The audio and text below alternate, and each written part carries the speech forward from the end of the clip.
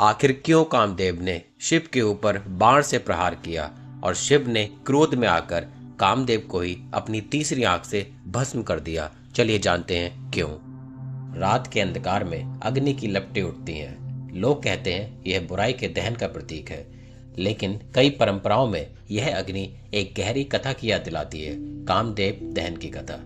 यह वह समय था जब माता सती देह त्याग चुकी थी और भगवान शिव गहन वैराग्य में डूब गए थे। वे हिमालय की गुफाओं में समाधि लगाकर बैठ गए, संसार से पूर्णतः विरक्त। उधर सती ने पार्वती के रूप में जन्म लिया। पार्वती ने बचपन से ही निश्चय कर लिया, मैं शिव को ही अपना पति बनाऊंगी। उन्होंने कठोर तपस्या शुरू की, धूप, वर्षा, शीत सब सहते हुए अटल संकल्प के साथ। इसी बीच देवताओं के सामने एक संकट था। तारकासुर नामक असुर अत्याचार कर रहा था। उसे वरदान था कि उसका वध केवल शिव पुत्र ही कर सकता है, लेकिन शिव तो समाधि में थे। देवताओं ने विचार किया, शिव की तपस्या भंग करनी होगी और यह कार्य सौंपा गया प्रेम के देवता कामदेव को।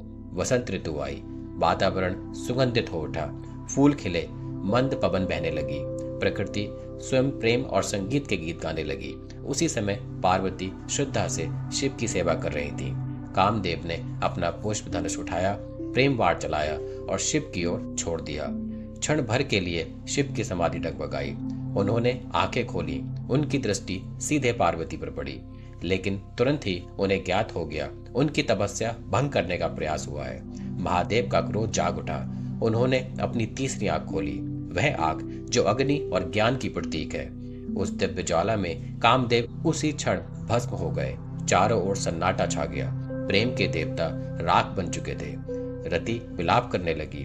पार्वती ने भी करुण प्रार्थना की, प्रभु उन्होंने लोक कल्याण के लिए यह किया है। शिव का क्रोध शांत हुआ। उन्होंने कहा, कामदेव शरीर से भस्म हुए हैं, पर प्रेम कभी नष्ट नहीं होता। आज से वे अनंग रूप में जीवित रहेंगे, बिना शरीर के पर हृदय में। तभी से प्रेम दिखाई नहीं देता, पर महसूस होता है। वह शरीर से नहीं, भावना से जुड़ा है। इसलिए फाल्गुन पूर्णिमा की अग्नि को कई स्थानों पर कामदहन कहा जाता है। यह अग्नि हमें याद दिलाती है, जब ज्ञान की तीसरी आंख खुलती है तो वासना भस्म हो जाती है, पर शुद्ध प्रेम वह अनंग बनकर अमर रहता है। और शायद यही होली का सच्चा संदेश है, अपने भीतर की अशुद्ध इच्छाओं को जलाना और प्रेम को अपने पवित्र रूप में पुनः जन्म देना, क्योंकि सच्ची होली बाहर की नहीं, आपके अंदर के ज्ञान को जगाना है।